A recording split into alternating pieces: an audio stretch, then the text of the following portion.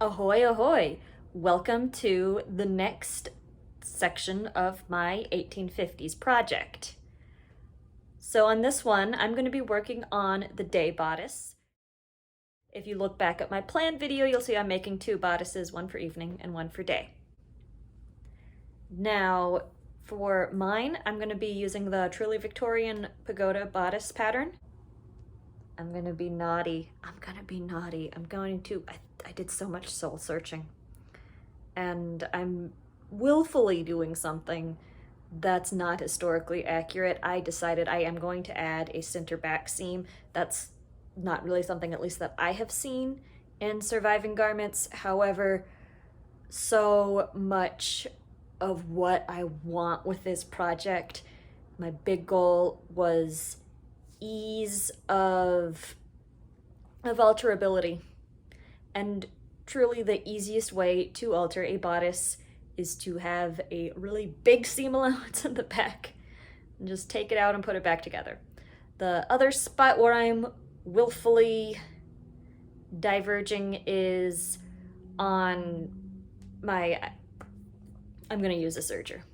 And let's get sewing. To start, I cut out all of my pieces, both in the twill cotton lining and also in my orange curtain fabric as the fashion layer. I basted the two layers together by hand. It is time consuming, but it keeps the layers together a lot better than pins, and I also didn't want to deal with pins when I went to the next step of sewing them together because I cheated and used a serger. And then the next step was putting in the front darts and pressing the darts into place because remember, sewing is actually mostly ironing.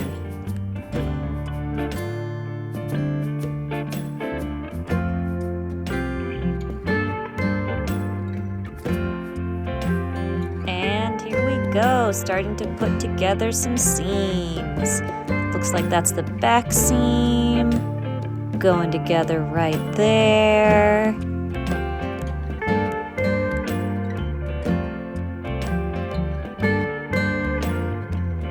And there is the side back seam.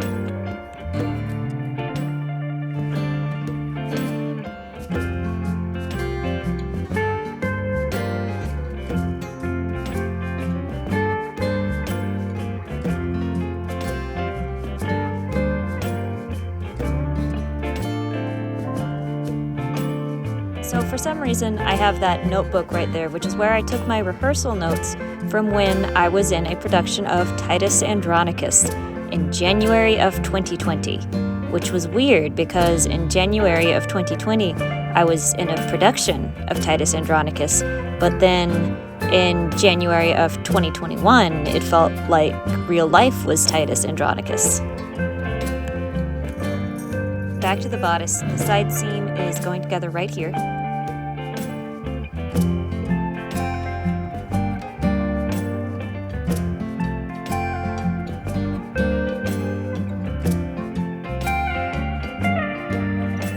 And as we move on from even more footage of stitching and ironing, we're starting to see that it's beginning to kind of, sort of, look like an actual bodice. This is it. When those shoulder seams go together, it will officially be a three-dimensional form.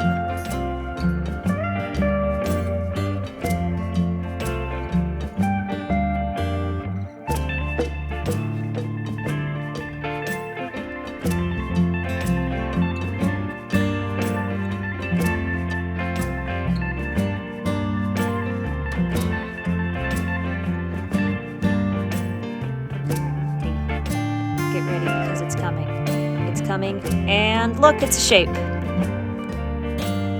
The cat was a very essential part of getting the ribbon trim on the sleeves. I worked with it flat just so it was easier to stitch it all down. And there I am, stitching it by hand there.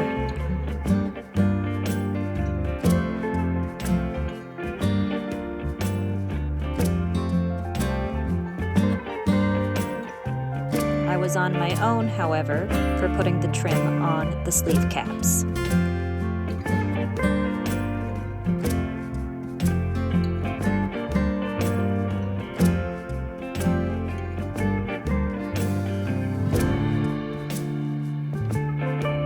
All the trim in place, I could begin to construct the sleeves.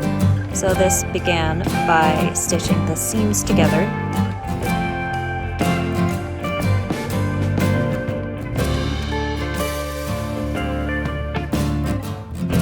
Nice, lovely tube. I also made linings with facing.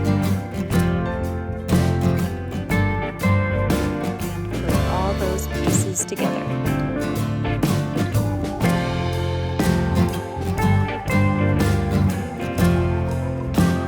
And then I switched gears for a little bit, made some bias strips, which I put in as facings.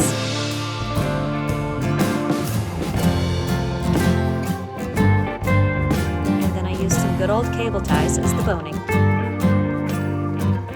And I made about a dozen covered buttons using scraps of that velvet ribbon, just gathering that over little bits of cabbages.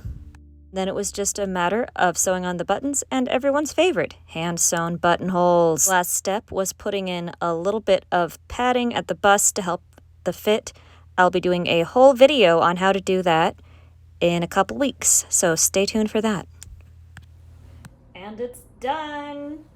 It makes me look kind of wide, but that was the style, so I'm not mad about it. I don't know what else to say. I just have no idea when I'm going to get to wear it. I don't know, but I am super pleased with it. I'm super pleased with the fit and the little buttons, and yeah. So the next video I'm going to be doing is just a little tip about how I did the bust padding to kind of smooth out this look, so you should subscribe if you want to catch that. I think it'll be in about another 2 weeks. This project though, I have a dress, but it's far from done. I want a bonnet, I want an evening bodice, probably some other little accessories like handbags and all those fun things. So for more sewing and costuming related content, subscribe, hit that like button, and I'll see you in the next one. Bye now.